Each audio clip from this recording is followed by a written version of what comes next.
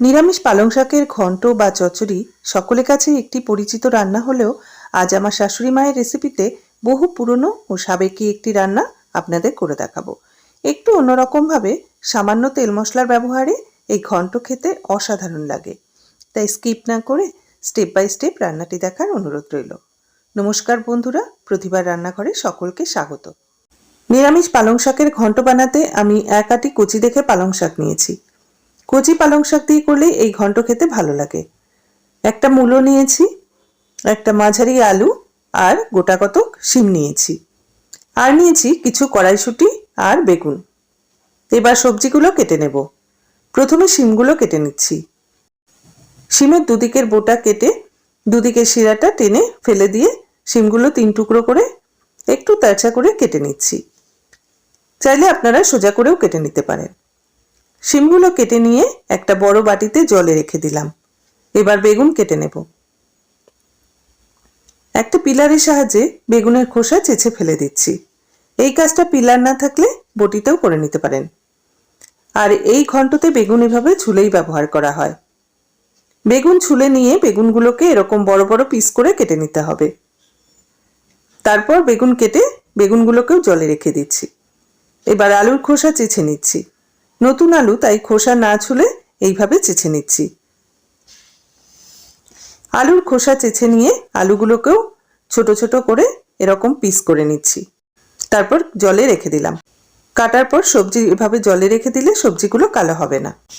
এবার মূলোটা কেটে নিচ্ছি। মূলোর সামনের দিক আর গোড়ার কিছু অংশ কেটে রেখে মূলোটাও ছুলে নিচ্ছি।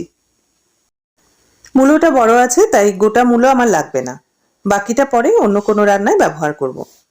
মূলোটা ছুলে 4 টুকরো করে একটু লম্বা এরকম টুকরো করে কেটে নিচ্ছি। মূলো কাটা হয়ে গেলে মূলোটাও জলে রেখে দিচ্ছি। এবার কড়াইশুঁটিগুলোকে ছাড়িয়ে নিচ্ছি। কড়াইশুঁটিগুলো ছাড়িয়ে বাটিতে রেখে দিলাম। এবার পালং শাকগুলো বেছে নিচ্ছি। তারপর পালং শাকের গোড়াটা ফেলে দিয়ে পালং শাকগুলো টুকরো করে কেটে রেখে দিচ্ছি। সব পালং শাক কেটে নিয়েছি। এবার শাক আর সবজিগুলো ভালো করে জল বদলে বদলে ধুয়ে নেব। সবজিগুলো ধুয়ে একটা ডিশে তুলে নিয়েছি, আর শাকগুলো ধুয়ে একটা চুবড়িতে নিয়ে নিয়েছি। এবার মূল রান্নায় চলে যাব। বাকি যা যা ইনগ্রেডিয়েন্টস লাগবে তা রান্না করতে করতে দেখিয়ে দেব। গ্যাসের ওভেনে একটা কড়া গরম করে তাতে 2 টেবিল চামচ সর্ষের তেল দিয়ে দিলাম।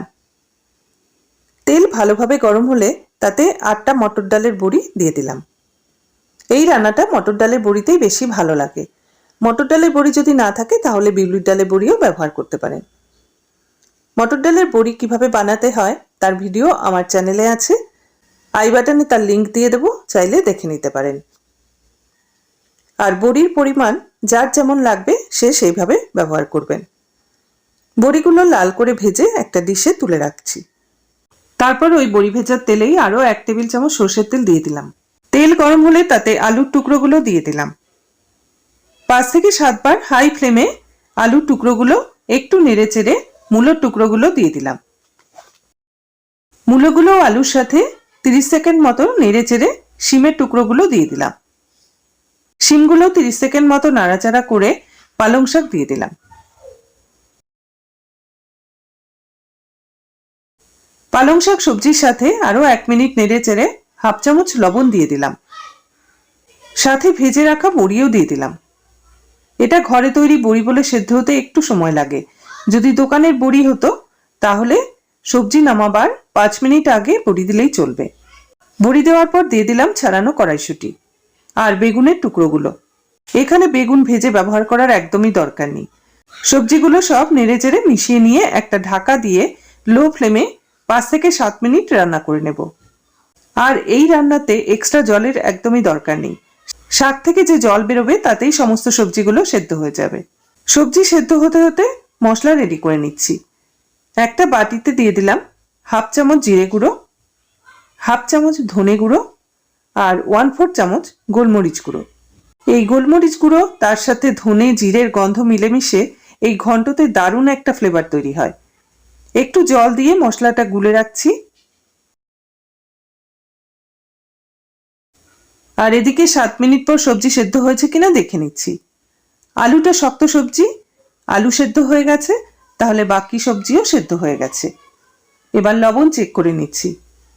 লবণ একটু কম থাকায় স্বাদ অনুসারে আরও একটু লবণ অ্যাড করলাম। এবার যে মশলা গুলে রেখেছিলাম ধনে জিরে আর গোলমরিচ দিয়ে, সেটাও দিয়ে দিলাম। আর দিলাম 1/4 চামচের মতো চিনি। আর একটা গোটা কাঁচা লঙ্কাকে 3 টুকরো করে দিয়ে দিলাম। এই তরকারিটা একটু মিষ্টি মিষ্টি হলে খেতে ভালো লাগে। যে যেমন মিষ্টি পছন্দ করেন সেই অনুসারে চিনি দেবেন। গ্যাসের ফ্লেম হাইতে করে সবজি নেড়েচেড়ে মিশিয়ে নিচ্ছি। সবজি থেকে জল শুকিয়ে যখন এরকম অল্প অল্প জল রয়েছে, তখন গ্যাসের ফ্লেম বন্ধ করে এই সবজি অন্য একটা পাত্রে নামিয়ে রাখছি। কড়াটা ধুয়ে সামান্য একটু জল দিয়ে দিলাম। তারপর ওই কড়াতেই 1 টেবিল চামচ তেল দিয়ে দিলাম।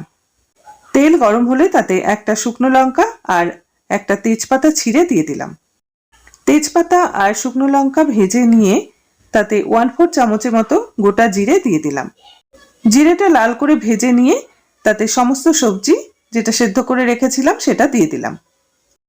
ভালো করে ফোড়নের সাথে সবজি নেড়েচেড়ে মিশিয়ে নিচ্ছি। এই ঘন্টতে ফোড়ন শেষকালেই দিতে হয়, তাহলে ঘন্টতে ফোড়নের গন্ধটা খুব সুন্দর পাওয়া যায় আর খেতেও বেশ ভালো লাগে।